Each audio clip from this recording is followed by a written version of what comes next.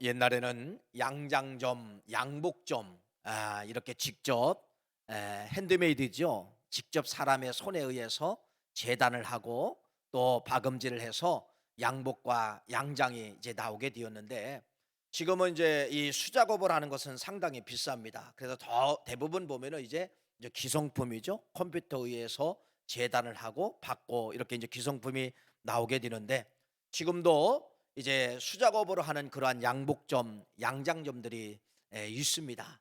근데 여러분 옛날에 이 수작업으로 하는 이 양복점이나 양장점에 가보면은요 반드시 뭐가 있냐면 옷본이라는 것이 있어요. 옷본, 옷처럼 틀로 만든 그러한 두꺼운 종이를 가지고서 재단 거기다가 넣고서 가위로 오리면서 이제 재단을 하게 되는 것입니다. 이게 옷을 만들 때는 옷본이라고 하는 그러한 이제 틀이 있습니다.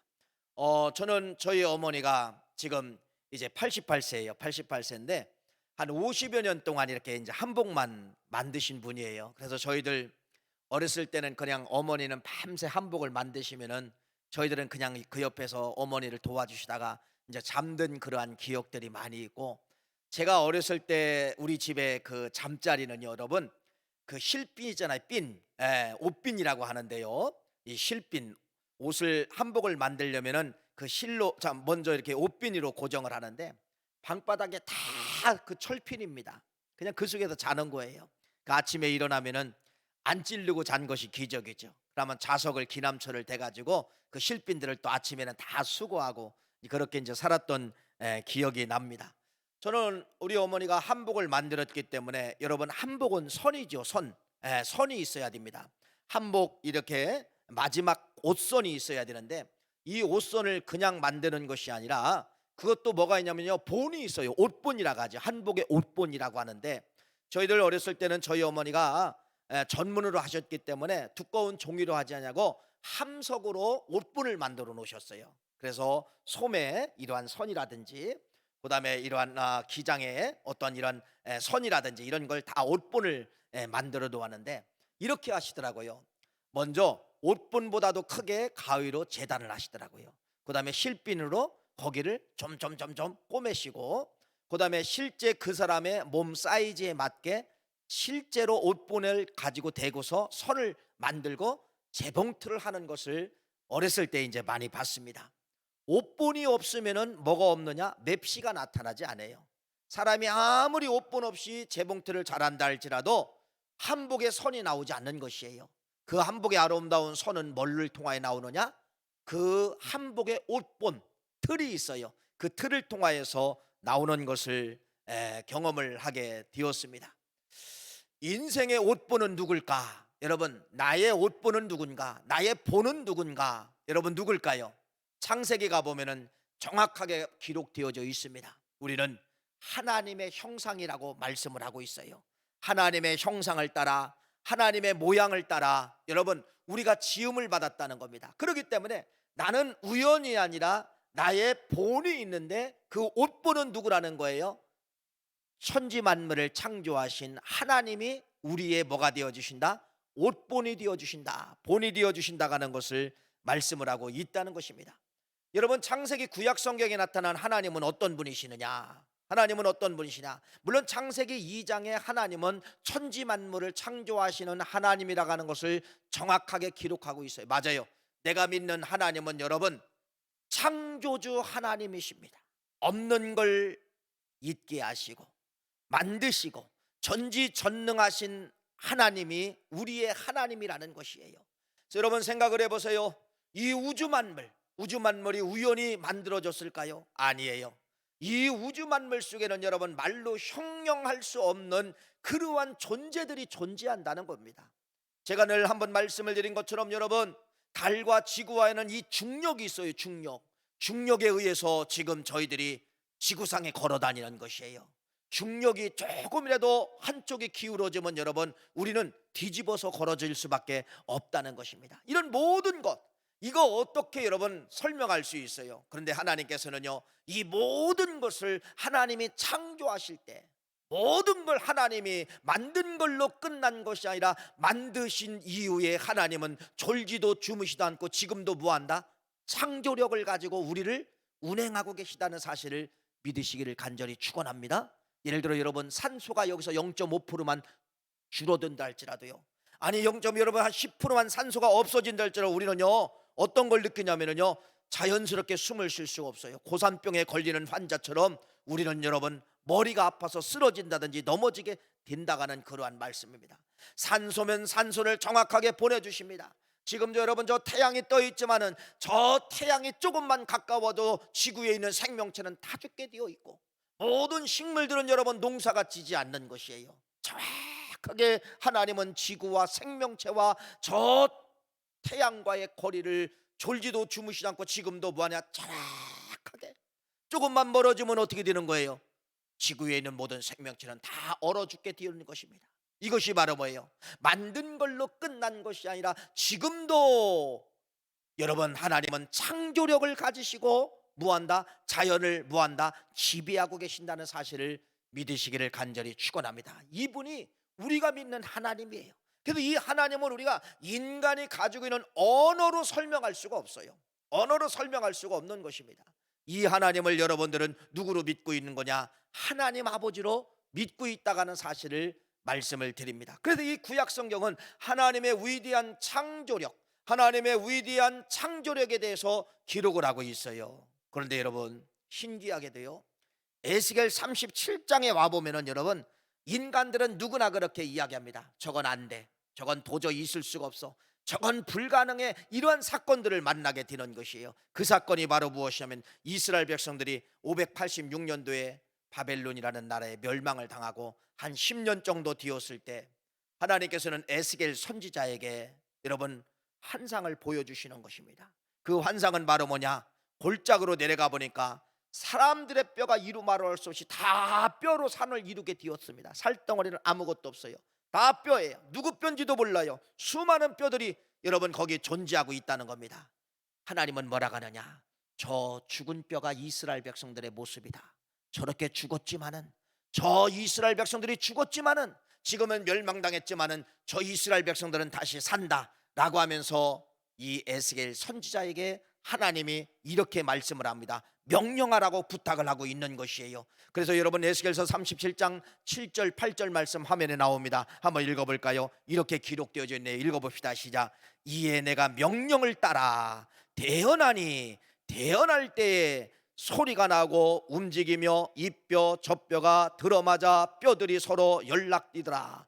내가 또 보니 그 뼈에 힘줄이 생기고 살이 오르며 그 위에 가죽이 덮이나 그 속에 생기는 없었더라. 여러분 하나님께서 죽은 뼈예요.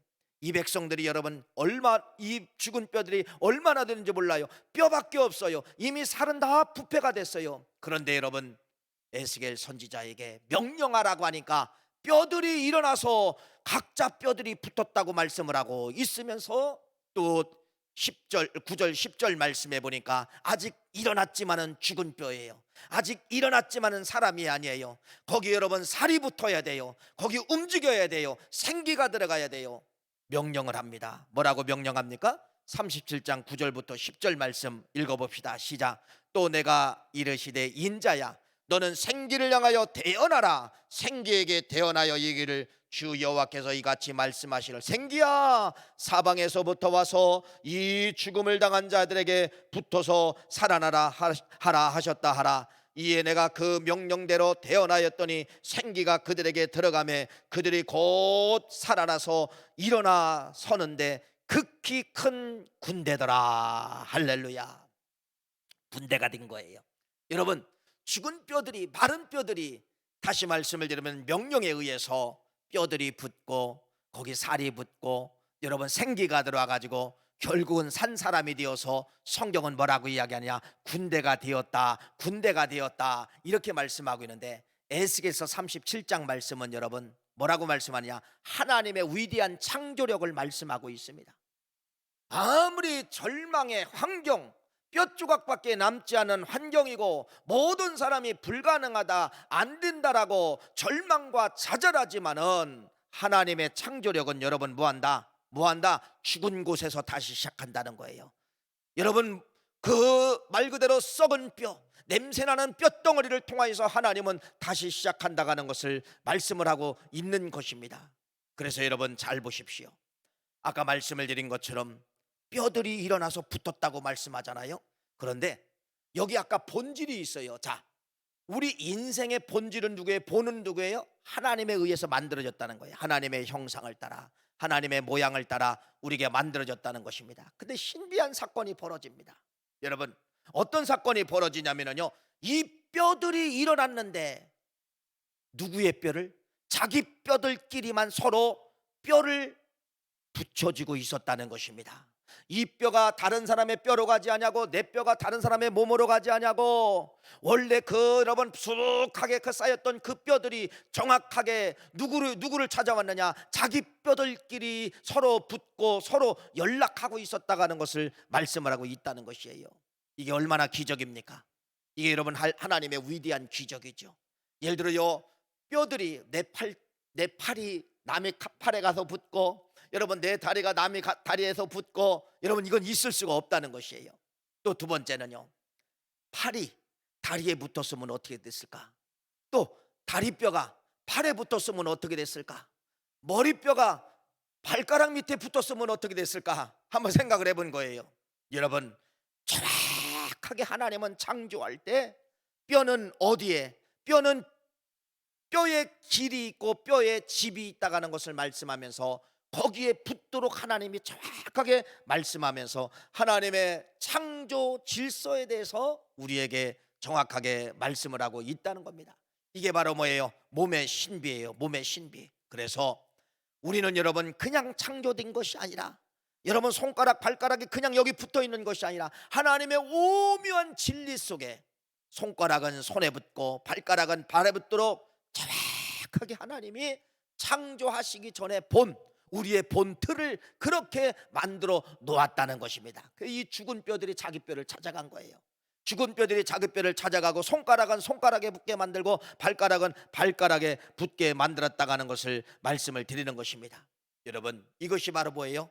구약 성경에 나타난 하나님의 위대한 창조력의 신비라는 것을 말씀을 하고 있다는 겁니다. 그래서 하나님의 위대한 창조력은 바로 뭐예요? 죽은 거, 썩은 거, 안 되는 거, 절망스러운 그곳에도 하나님의 생기가 불어지고 하나님의 명령이 함께 하시면은 이때 하나님의 창조력이 들어가서 뼈들이 움직이고 살이 붙고 생기가 들어가는 그러한 역사가 나타나게 된다는 것을 구약 성경에 이미 하나님은 누구라는 거예요? 하나님은 창조주 하나님이라는 것을 정확하게 기록을 하고 있는 것인데, 여러분, 그러면 이 신약에 와서 이 구약의 창조주 하나님은 어떤 형태로 나타나는가? 이거에 대해서 말씀을 하고 있죠. 여러분, 오늘 본문 말씀입니다. 오늘 본문 말씀에 여러분 뭐라고 말씀하고 있느냐? 요한복음 1장 1절 말씀을 한번 읽어보겠습니다. 이렇게 말씀을 하고 있습니다. 읽어볼까요? 시작. 태초에 말씀이 계시니라. 이 말씀이 하나님과 함께 계셨으니 이 말씀은 곧 하나님이시니라. 태초의 그 하나님, 그 하나님은 다른 말로 말하면 말씀이라고 이야기해요. 여러분, 말씀은 바로 누구냐? 예수 그리스도라고 말씀을 하고 있습니다. 그러니까 여러분, 태초에 계신 그 하나님은 신약에 뭐라고 이야기해? 그분이 누구라는 거예요? 예수님이시다. 예수님은 뭐다? 예수님은 요한복음의 기자에 의해서 그 예수님은 전능자다, 그 예수님은 무하심보다 능력자다, 이렇게 말씀을 하면서 오늘 또 본문 말씀 2절부터 3절 말씀까지 보면은 그 예수는 누구냐, 그 예수는 누구냐를 정확하게 말씀하고 있는데 이렇게 말씀하죠. 한번 읽어볼까요? 시작. 그가 태초에 하나님과 함께 계셨고 만물이 그로 말미암아 지은 바 되었으니 지은 것이 하나도 그가 없이는 된 것이 없느니라 하시니라. 여러분, 구약의 그 위대한 하나님, 구약의 그 위대한 창조주 하나님, 이분이 신약에 와서는 누구라는 거예요? 누구라는 거예요? 예수 그리스도가 창조주였고, 예수 그리스도가 전능자였고, 예수 그리스도가 그때 우리 우주 만물을 창조했다고 요한에 의해서 잘 설명하고 있다는 겁니다. 그러니까 여러분이 지금 누구를 믿는 것이에요? 여러분, 누구를 지금 여러분들이 구세주로 믿는 것이에요? 창조주 예수님을 나의 구주로 믿고 있다는 것입니다. 창조주 예수를 나의 구주로 믿으면은 여러분 나에게 신비한 역사가 그래서 나타나게 되는 것이에요. 어떤 역사가 나타나게 되는 거냐? 나도 모르게 우리 안에 언어를 통하여 창조력이 나오게 되는 것이에요. 내 손을 통하여 예수 그리스도를 믿음으로 말미암아 창조력이 나오게 된다는 것입니다. 그러니까 여러분 구약 성경에 나타난 그 창조력, 그 위대한 창조력의 힘은 예수 그리스도를 통하여 나타냈고, 그 사람을 예수를 믿는 사람들에게 오늘 우리에게 그대로 그러한 창조력의 힘이 나타난다는 것을 말씀을 하고 있다는 겁니다. 그런데 죄가 이런 모든 걸 다 파괴시켰지요. 우리에게 주시는 그런 창조력이 있었는데 죄가 들어옴으로 말미암아 우리에게 창조력을 없게 만들었다는 겁니다. 다시 회복한 게 바로 무엇입니까? 십자가와 부활을 통하여서 다시 우리에게 창조력을 회복해 주신 것이에요. 그래서 예수를 믿는다는 것은 바로 뭐예요? 여러분 우리 안에 창조력을 들어오도록 하나님께서 길을 열어주신 것이라고 말씀하면서 우리 신앙인들의 특권이 바로 무엇이냐? 나에게는 보이지 않는 하나님의 뭐가 들어있다? 창조력이 들어있다. 나에게는 보이지 않는 하나님의 뭐가 들어있다? 창조력이 들어있다는 것을 여러분 믿으시기를 간절히 바라며, 그래서 신앙생활은 바로 뭐냐? 신앙생활은 하나님의 창조력을 회복하는 것이에요. 하나님의 창조력을 회복해서 내가 그 창조력을 뭐하느냐? 활용하는 것이 신앙생활의 본이라고 하는 것을 여러분들에게 말씀을 드리는 것입니다. 그래서 내가 오늘 여기 서 있습니까? 잘 되는 것 중요하지요? 아니에요. 중요한 말씀은 바로 뭐냐?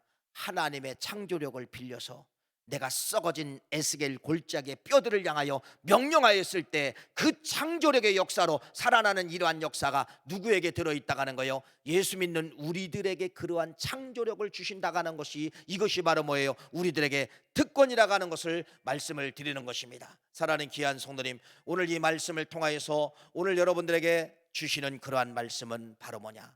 예수 안에서 주시는 창조력, 예수 안에서 주시는 이 창조력은 죽은 뼈도 살리는 그러한 능력이 누구에게 있다? 나 안에 들어있다, 내 안에 들어있다고 하는 것을 여러분들이 꼭 믿으시기를 바라고, 그래서 여러분들이 이걸 활용을 해야 돼요. 갖기는 가졌는데 활용하지 않으면 아무런 소용이 일어나지 않는 것이에요. 그래서 오늘 말씀에 의지하여서 이걸 반드시 여러분들이 하나님이 나에게 주신 이 창조력을 여러분들이 활용하시는 그러한 역사가 있기를 간절히 축원합니다. 여러분, 프랑스의 위대한 작가 한 사람이 있어요. 이 사람이 누구냐면요, 빅트로 위고라고 하는 사람이에요. 근데 이 빅트로 위고라고 하는 사람은 작가이면서 세상에서 말 그대로 막 사는 거예요. 방탕하며 살았어요. 그런데 그의 딸은 신앙이 참 좋았습니다. 그의 딸은 신앙이 너무 좋아서 우리 아빠가 저렇게 살면 안 되는데, 저렇게 살면서 저런 글을 쓰면 안 되는데, 늘 이 딸은 아빠가 돌아오기를 원하는 그러한 마음으로 날마다 일기장을 쓴 거예요. 아빠를 향하여 일기장을 쓴 것입니다. 근데 이 딸이 병이 들어서 먼저 하늘나라의 부르심을 받게 되었어요. 근데 아버지가 그 딸의 유품을 정리를 하다가 뭐를 발견했느냐? 그의 딸이 쓴 일기장을 발견하게 된 겁니다. 그런데 그 일기장은 다 누구에 대한 이야기하면 아빠에 대한 이야기예요. 아빠 돌아와야 됩니다. 아빠 그렇게 살면 안 됩니다. 아빠 하나님을 믿어야 됩니다. 여러분, 죽은 딸의 일기를 통하여서 이 빅토르 위기라고 하는 사람이 하나님께로 돌아왔어요. 하나님께로 돌아와서 위대한 신앙인이 됐어요. 여러분, 믿기 전에도 작가였고 하나님을 믿고 똑같은 작가였습니다. 그런데 여러분, 전혀 다른 글이 나오는 거예요. 전혀 생각하지 못하는 그런 글들이 막 기록이 되는 것이에요. 그래서 여러분, 빅토르 위그가 그 예수 믿고 쓴 작품 중에 위대한 작품 두 작품 하나가 있는데, 그건 바로 뭐냐면 노틀담의 고추, 두 번째는 여러분 바로 뭐냐면 레미레자벌. 이 두 작품은 여러분 지금도 세계 앞에 위대하게 연극으로 만들어져서 상영되고 있다는 것을 말씀을 드린다는 것이죠. 자, 여러분 보세요. 무슨 말씀입니까? 이분이 예수를 믿고 창조력을 통하여서 그의 글이 달라졌다는 것을 말씀을 드린다는 것입니다. 그래서 레미레자벌 같은 경우는 여러분 지금도 영국에 가면은 그 극장에서 여러분 수십 년 동안 똑같은 작품, 배우들만 다를 뿐이죠. 여러분, 똑같은 작품이 지금도 뭐하고 있느냐? 사용되고 있다는 것입니다. 이것이 왜 그래요? 예, 하나님이 주시는 창조력으로 쓰여진 이러한 작품들은 여러분 수십 년이 흘러도 수백 년이 흘러도 변함이 없다는 거예요. 사람들에게 감동을 준다는 것입니다. 이것이 바로 뭐예요? 하나님의 창조력이에요. 그래서 우리 신앙인들은 여러분 이러한 하나님의 창조력을 우리 스스로가 모아야 되느냐, 내 걸로 만들 수 있는 그러한 믿음을 여러분들이 가지시기를 간절히 축원합니다. 그러면은 성경에 이렇게 하나님의 위대한 창조력이 다 기록되어져 있죠. 이런 위대한 창조력이 기록되어져 있는데 우리 믿음의 성도님들에게만 이 창조력의 특권을 주신 것입니다. 안 믿는 사람들에게는 여러분 이러한 창조력이 있지만은 특권을 주시지 않았어요. 이 창조력은 여러분 누구에게만 주신 거냐? 예수 믿는 우리들에게만 이러한 창조력을 허락해 주셨다고 하는 것을 여러분 나의 특권이라고 하는 사실을 믿으시기를 간절히 축원합니다. 여러분 이 시대를 어떤 시대라고 이야기하죠? AI 시대다, 또 인공지능 시대다, 이렇게 말씀을 하고 있습니다. 미래학자 엘빈 토플러라고 하는 미래학자가 있죠. 이분이 이제 오해 물결을 예견을 한 겁니다. 오해 물결을 예견했는데 3의 물결까지 책을 쓰시고 돌아가신 거예요. 1928년도 미국에서 태어나서 2016년도 이제 돌아가시게 되는데, 이 5의 물결은 여러분 이런 겁니다. 1의 물결은 여러분 농업의 물결이에요. 2의 물결은 산업의 물결이에요. 3의 물결은 정보의 물결이에요. 자, 여기까지는 책이 나왔어요. 여기까지 쓰시고 돌아가셨어요. 근데 물결은 이야기를 했지만은 책을 못 만들고 돌아가셨단 말이에요. 그분이 나중에 쓰고 싶은 책의 제목이 바로 무엇이었냐면 여러분 4의 물결. 4의 물결이 뭐냐? 생명공학의 물결. 5의 물결은 바로 뭐냐? 영성의 시대가 올 것이다라고 이렇게 5의 물결까지 이야기를 해놓고 있었는데, 책으로는 3의 물결까지 쓰고 나머지 4의 물결, 5의 물결은 다 이루지 못했다고 하는 것을 말씀을 드립니다. 엘빈 토플러라는 분이 우리나라에 오셨었죠. 2001년도 김대중 대통령 시대에 이분이 대통령을 만나면서 대한민국을 예견했습니다. 그래서 그분이 보고서를 110페이지 정도 되는 보고서 하나를 갖고 온 것이에요. 위기를 넘어선 대한민국, 21세기의 대한민국의 비전. 여러분 지금부터 10년, 20년 전에 이분이 대한민국 향후 어떻게 될 것이라고 하는 110페이지 쓴 그러한 분량을 대통령에게 보고서를 제출하게 된 것입니다. 그때는 도저히 맞지 않은 대화이죠. 그런데 여러분 지금 어떻습니까? 그분의 그 예견책에는, 예견 보고서에는 뭐가 되어 있느냐? 앞으로 20년 이후에는 대한민국이 IT로 세계를 장악할 것이다, 이런 예견을 했어요. 20년 전에. 여러분 20년 전에. 지금 어떻습니까? 엘빈 토플러의 보고서에 의해서 지금 대한민국은 그의 보고서에 의해서 20년 이후에 대한민국이 전 세계에 IT 강국이 되는 그러한 역사를 만들어내지 않았습니까? 여러분 이 사람이 누구냐면은 엘빈 토플러라고 하는 이제 그러한 분이십니다. 우리는 여러분 한 6년 전이죠. 7년 전이죠. 전 세계 앞에 깜짝 놀라는 그런 사건 하나가 있었죠. 그 사건이 바로 무엇이냐면 이런 겁니다. 세계에서 최고로 바둑을 잘 두는 사람이 누구예요? 우리나라 이세돌이에요.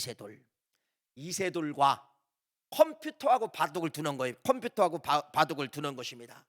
구글이라고 하는 이 컴퓨터에서 여러분 알파고라고 하는 이름을 가지고서 말 그대로 컴퓨터에다가 수만 가지 바둑을 두는 것을 계속해서 이 컴퓨터에는 여러분 입력을 시킨 거예요. 사람들이 수백만 명 사람들의 컴퓨터를 바둑을 두는 걸 분석하고 입력을 시킨 거예요. 컴퓨터하고 바둑을 두는 것입니다.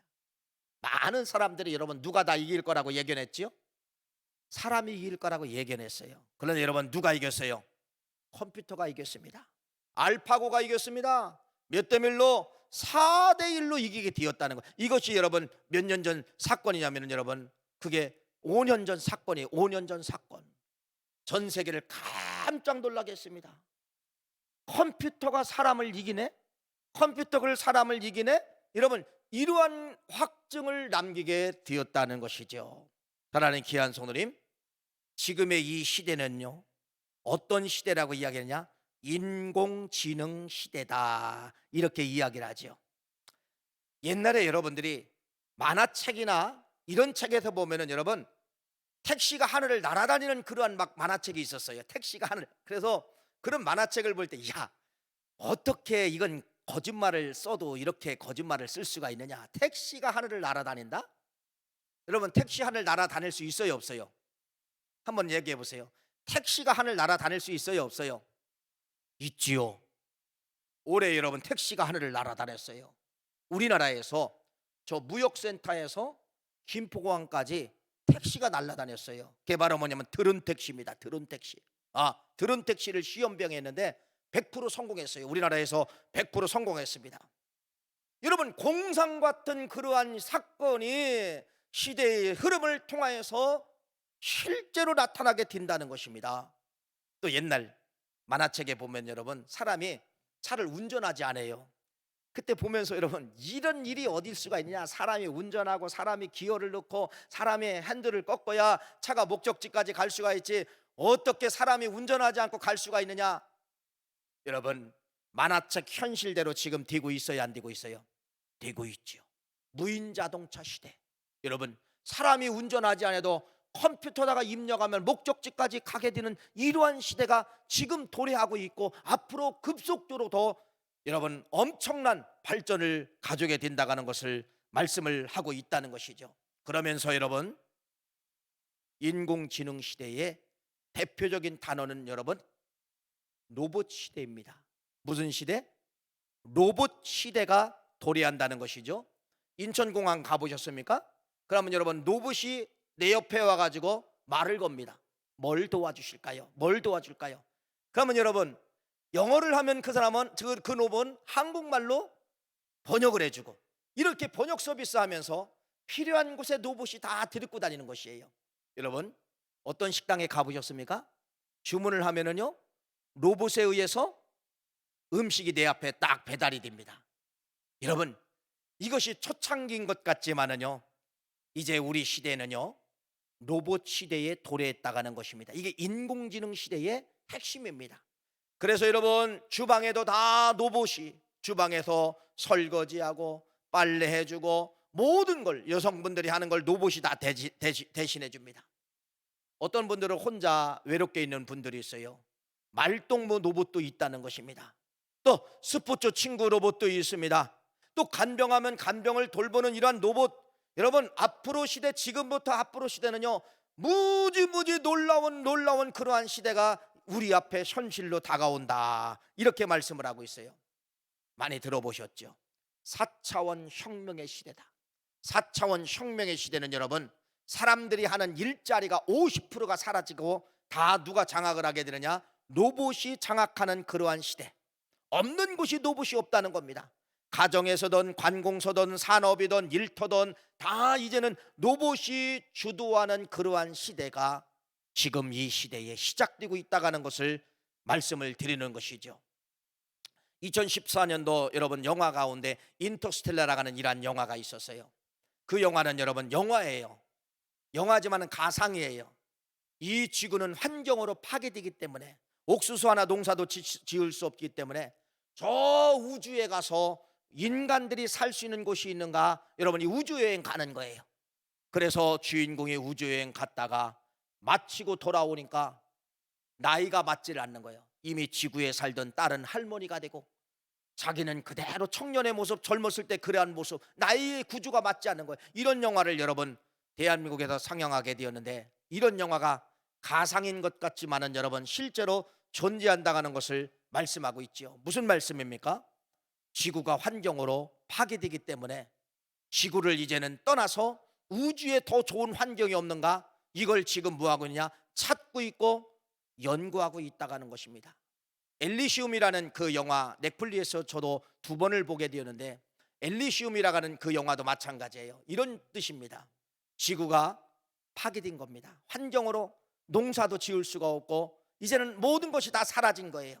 그래서 상위 1%만 엘리시움이라고 하는 우주에다가 엘리시움이라고 하는 이러한 환상의 도시를 만들어 놓고 거기는 여러분 없는 게 없어요. 안 되는 것이 없는 것입니다. 이런 도시를 만들어 놓고 지구에 돈 있는 사람들만 그쪽으로 이주해서 사는 그러한 영화가 엘리시움이라고 하는 그러한 영화입니다. 여러분, 영화는 현실로 반드시 다가온다는 사실을 말씀을 하고 있는 것이죠. 앞으로 시대는 여러분 로봇 시대라고 하는 걸 말씀을 드리며, 군대도 로봇에 의해서 이제는 군인이 만들어진다, 이렇게 여러분들에게 말씀을 드리는 것입니다. 대한민국도 여기에 지금 여러 가지 연구를 하고 이제 있다는 것이죠. 마지막 영화 한 편을 여러분에게 소개합니다. 어떤 영화냐면 여러분, 아포칼리스의 인류의 치유라는 이 영화예요. 이 영화는 여러분 로봇과 사람과 싸우는 것입니다. 근데 이 로봇이 얼마나 이 로봇이 머리가 좋냐면 여러분, 로봇이 로봇을 만드는 거예요. 로봇이 로봇을 만들어 가지고 인간과 전쟁을 겨루게 되는데, 인간의 말소리만 들리면 공격해서 인간들을 죽이는 이러한 아주 무서운 영화가 아포칼리스 인류의 치유라는 그러한 이제 영화라는 것입니다. 왜 영화 이야기를 여러분들에게 말씀을 드리느냐, 이겁니다. 인공지능 시대, 앞으로 시대는요, 인간의 뇌, 인간의 머리보다도 더 좋은 뭐가 나타난다? 로봇들이 나타난다는 것을 말씀을 여러분들에게 드리는 것이에요. 그래서 앞으로 시대는 여러분, 인간의 뭐가 있다? 한계가 찾아온다는 겁니다. 인간의 머리보다도 더 좋은 로봇이 있기 때문에 인간의 한계가 찾아온다, 이렇게 말씀을 하고 있는 거예요. 그래서 엘빈 토플러가만 이런 이야기를 했을 것 같아요. 살아있다가 하면은 마지막 시대가 영성의 시대다. 이 이야기가 바로 어떤 이야기일까? 제 나름대로 한번 생각해 본 거예요. 마지막 시대 오후의 물결이 영성의 시대다. 이 말은 바로 뭐냐? 인간이 로봇에 의해서 지는 이 시대가 찾아오게 되는데, 이때 신앙을 가진, 영성의 믿음을 가진 사람들의 시대가 찾아온다. 로봇을 이길 수 있는 것은 바로 뭐냐? 신앙인들에 의해서 하나님의 창조력을 받는 사람들의 시대가 찾아오게 된다.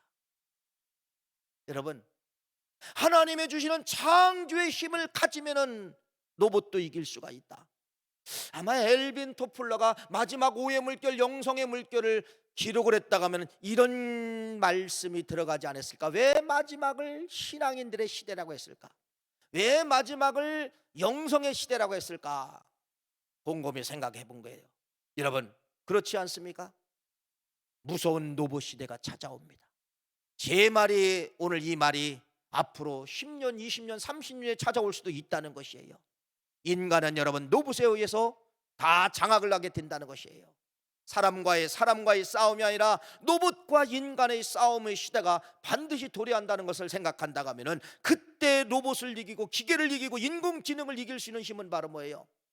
내 머리가 아니라 하나님이 주시는 창조력밖에 없다고 하는 것을 말씀을 드리는 것이에요. 그래서 이제는 여러분, 로봇과 누구와의 싸움이냐? 하나님과의 싸움의 시대가 앞으로 시대에 그렇게 연결되지 않을까 조심스럽게 여러분 생각을 해봅니다. 그래서 우리가 서두에서 말씀을 드렸던 하나님의 창조력, 그 창조자가 누구라는 거예요? 예수. 여러분, 예수님 안에는 이 엄청난 AI 시대를 이길 수 있고 인공지능 시대를 이길 수 있는 그러한 엄청난 창조력이 누구에 들어있다는 거예요? 예수 안에 들어있다는 것입니다. 그래서 우리는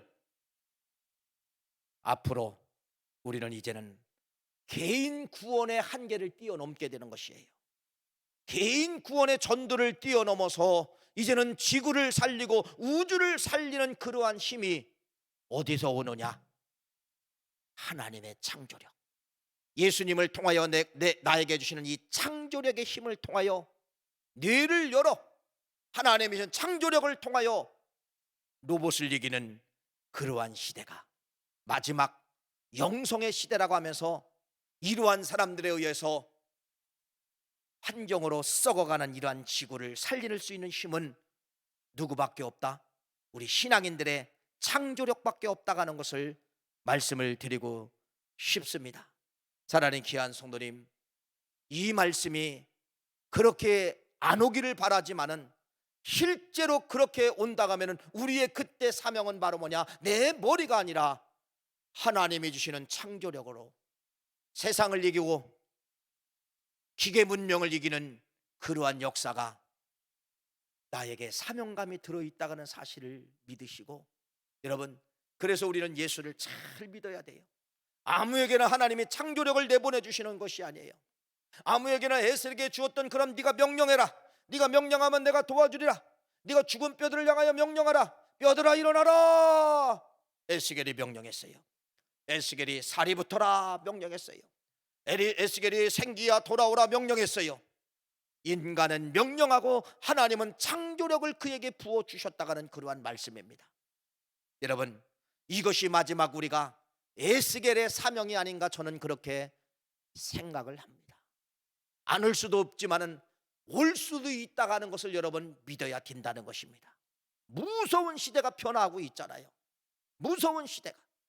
그래서 마지막을 지구를 살리고 마지막을 나를 살리는 것은 하나님이 나에게 주시는 창조력의 힘을 통하여서, 그 지혜를 통하여서 인류를 구원하고 지구를 구원할 수 있다고 하는 것을 여러분들에게 말씀을 드리며, 다음 세대는 그래서 자녀들에게 반드시 예수 만나야 된다는 것입니다. 예수 만나지 않으면 여러분 결국은 사망이에요. 그래서 사망인 거예요. 그래서 사망인 것이에요. 다음 세대는 그래서 우리의 자녀들이, 우리의 손주들이 반드시 예수 믿어야 인간의 한계를 뛰어넘는 그러한 영성을 가지고 나도 살리고 가족을 살리고 지구를 살릴 수 있는 그러한 사명의 힘이 누구에게 주신다? 예수 믿는 사람들에게 주신다고 하는 그러한 말씀입니다. 예수 믿지 않고 아무리 똑똑해도 로봇을 이길 수가 없다니까요. 예수 믿지 않냐고 아무리 연구를 잘해도 여러분 인공지능을 이길 수가 없대요. 누가 이길 수 있다는 것이에요? 예수를 잘 믿는 연구가, 예수를 잘 믿는 학자, 자기 머리가 아니라 하나님이 주시는 창조력을 가지시고 로봇의 머리를 뛰어넘게, 로봇의 칩을 뛰어넘게 만드는 하나님의 창조력이 기다리고 있다는 사실을 믿고, 다음 세대 아이들은 그래서 반드시 영성의 시대, 예수를 믿는 아이들의 시대에 의해서 여러분 인류가 움직여야 되지 않느냐 이렇게 생각을 합니다. 성탄절 누가 오셨습니까? 그분이 오신 거예요. 그분이 누구예요? 창조력을 가지신 하나님이 예수님으로 이 땅에 오신 날이 성탄절입니다. 여러분, 이 예수를 우리는 잘 믿어야 됩니다.